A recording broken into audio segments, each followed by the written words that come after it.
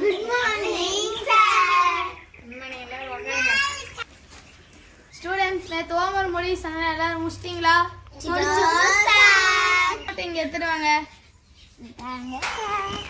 Very good Kishore.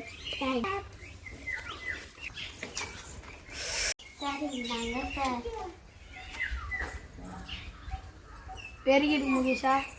Next ஏய் நந்தனா, எவ்வளோ நேரம் சீக்கிரம் வா. என்ன ஓவன் நாட்டில் கிறுக்கி வச்சிருக்க? சார் நேற்று நான் ஃபங்க்ஷன் போயிருந்தேன் சார். அதனால ஓவன் நாட்டில் கிறுப்பியா? சார் போய் குச்சி போடு.